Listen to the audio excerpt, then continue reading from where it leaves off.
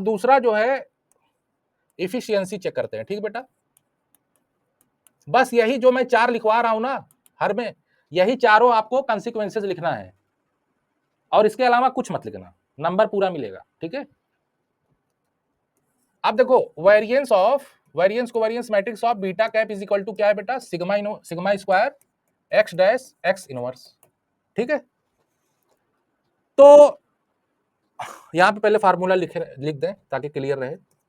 X dash X inverse 1 upon X dash X और adjoint X dash X, ठीक है।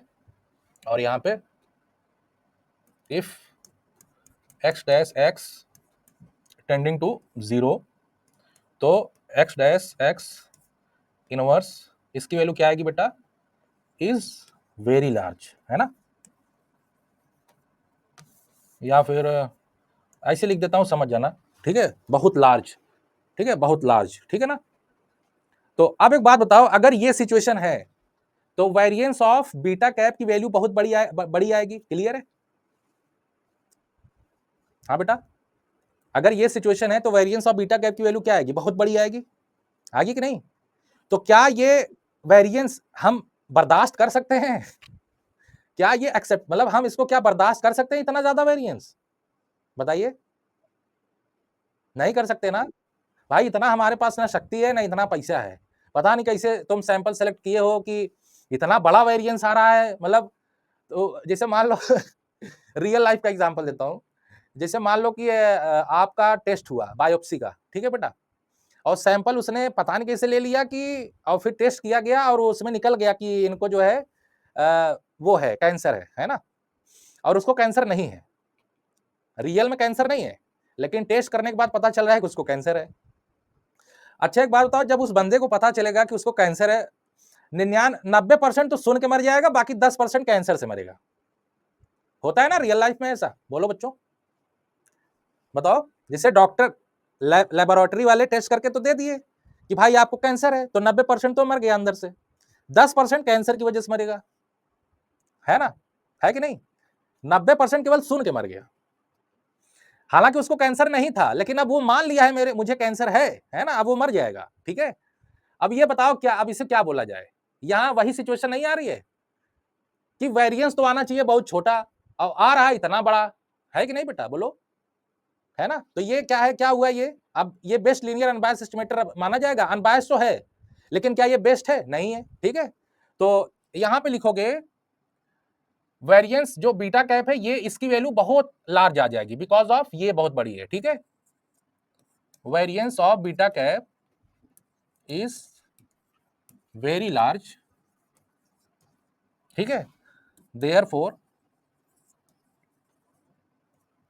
Beta cap is no मोर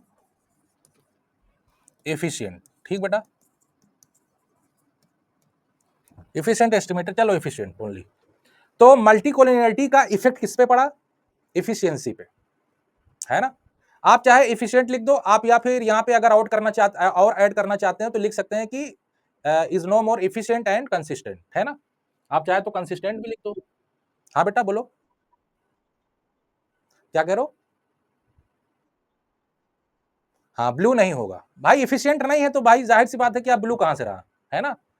कोई और estimator होगा अनबायस्ड एस्टिमेटर इसका जो ब्लू होगा, ठीक है। इसी मॉडल में हम क्या करेंगे, रेमेडीज क्यों लगाया जाता है, to find the best linear unbiased estimator. तो रेमेडीज लगाया जाएगा पहले क्या दूर करने के लिए, पहले मल्टीकोलिनियरिटी मॉडल से हटाया जाएगा, उसके बाद हम क्या करेंगे, मेथड लगाएंगे। जो वो मेथड लगाएंगे उसको उसको अलग अलग से नाम बोला जाता है, ठीक है। जैसे आपको मैंने बताया था ना कि ऑटो कोरिलेशन में या फिर हेटेरोस्केडास्टिसिटी में बोला था कि हेटेरोस्केडास्टिसिटी मॉडल में है, तो हेटेरोस्केडास्टिसिटी दूर करने के बाद एमएलआर में मैंने ओएलएस लगाया, तो उसी ओएलएस को क्या बोला जा रहा था, जनरलाइज लीस्ट स्क्वायर मेथड ना बेटा। तो ऐसे मल्टीकोलिनियरिटी वाले मॉडल में हम जितने भी मेथड लगाएंगे, ठीक है, तो उससे क्या करेंगे, मल्टीकोलिनियरिटी की प्रॉब्लम को दूर करेंगे, उसके बाद क्या करेंगे, एस्टिमेट करेंगे, ठीक है ना। अच्छा एक बात बताओ, आप लोगों को इसमें कुछ समझ में आ रहा है कि इसमें चल क्या रहा है, मल्टीकोलिनियरिटी में जो एस्टिमेटर है उसकी वैल्यू बहुत बड़ी आ रही है ना, यही तो हो रहा है। पैरामीटर का जो एस्टिमेटर है वो क्या हो रहा है, बहुत बड़ी आ रही है ना। बेटा समझ रहे हो क्या कर रहा हूं मैं इसमें, क्या बता रहा हूं इसमें, क्या चल रहा है। अभी एक रियल लाइफ एग्जांपल दूंगा, 1 2 3 दूंगा, है ना। एक पिज्जा वाला दे दूंगा, और आप लोगों ने सुना होगा इसमें एक होता है रिज रिग्रेशन, मल्टीकोलिनिटी में सुने हैं, उसको बोला जाता है रेगुलराइजेशन टेक्निक। रेगुलराइजेशन टेक्निक क्यों बोला जाता है ये अभी बताऊंगा ना, पहले ये पढ़ लें अच्छे से, ठीक है बेटा। समझने, रेगुलराइजेशन टेक्निक को एग्जांपल के साथ बताऊंगा तो शायद आप लोगों को समझ में आ जाए। रेगुलराइजेशन का मतलब होता है बेटा ना डिप्लोमैट बनना, डिप्लोमैटिक, मतलब ऐसा करना कि भाई ना उनका नुकसान हो ना उनका नुकसान हो, मतलब चलो अच्छा अभी बताएंगे तो समझ में आएगा ना, अभी यहीं तक रहते हैं, ठीक। तो अब इसमें तीसरी आ जाएगी आपकी क्या बेटा, हाइपोथेसिस